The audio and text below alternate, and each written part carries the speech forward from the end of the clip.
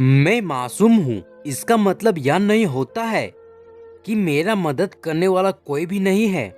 जिसके ऊपर भगवान की हाथ हो, उसकी मदद इंसान के रूप में भगवान मदद करने के लिए आते हैं।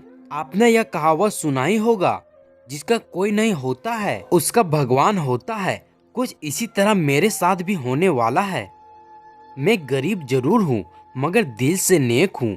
मेरा एक छोटा सा घर है, जिसमें मैं और मेरे साथ मेरी दादी जी रहती है। दादी जी के सिवा मेरे इस दुनिया में कोई भी नहीं है। बचपन में ही मेरे माता पिता का देहांत हो गया था। मेरे दादी की उम्र हो गई है, घर के काम के अलावा कुछ नहीं कर पाती है। किसी तरह से हमें ही घर चलाना पड़ता है। मैं अभी 10 वर्ष का हूँ। मेरी उम्र अभी छोटी है, इसी के लिए हमें कोई काम पर नहीं रखता। मैं सभी को कहता रहता हूँ, मुझे भी अपनी काम पे रख लो भाई साहब, आपकी बड़ी मेहरबानी होगा। मगर मेरा बात कोई नहीं सुनता है। इसलिए मैं प्लास्टिक की बोतल इकट्ठा करके बेचा करता हूँ। उसी से कुछ पैसे कमा लेता हूँ।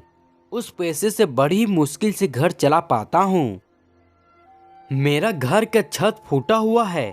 छत की मरम्मत कराने के लिए मेरे पास पैसे नहीं। बारिश के समय छत से पानी टपकने लगता है। घर में चारों तरफ पानी से भर जाता है। उस पानी को मेरी दादी कटोरी से बाहर निकालती है। छत को छोटी छोटी प्लास्टिक से ढका हुआ हूँ।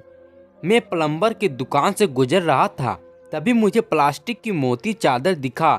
मैं सोचा बेकार का होगा, इसलिए इसे फेंक दिया। यह चादर मेरे काम का है।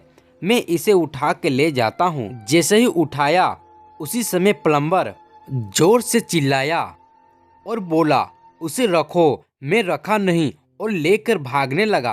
प्लम्बर मेरे पीछे पीछे घर तक आ गया। प्लम्बर मेरा पीछा कर रहा था।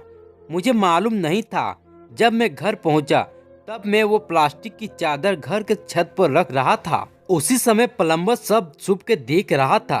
प्लम्बर यह देखने के लिए आया था कि मैं प्लास्टिक का क्या करूंगा। मेरा घर का हालात देखकर प्लम्बर वाले को रहा नहीं गया और मेरे घर की मरम्मत कर दिया। मुझसे छिपाने के लिए जिस समय मैं घर पर नहीं था, उस समय प्लम्बर वाले ने मेरे घर का पूरा हुलिया ही बदल दिया था। एकदम नया घर जैसा लग रहा था। जब मैं घर को देखा तो काफी खुश हुआ।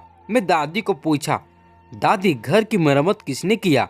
तब दादी ने मुझे सारी बात बताई। मैं उस प्लम्बर वाले को शुक्रिया अदा करने के लिए उसके दुकान पर गया था। तभी प्लम्बर वाले ने बोला, मेरे यहाँ काम करोगे बेटा? यह बात सुनकर मेरी आंख से आंसू निकल आया और अंदर से मैं बहुत खुश हुआ। मेरा खुशी का ठिकाना नहीं रहा। मैं खुशी के मारे में प्लम्बर के गले लग गया और बोला, आपका बहुत बहुत धन्यवाद अंकल, आपने मुझे काम पर रखा। आपका यह एहसान कभी नहीं भूलूंगा। इस बच्चे की जिंदगी से अधिक खराब नहीं होगा आपका जीवन। फिर भी आप लोग इतना जल्दी क्यों हार मान लेते हो?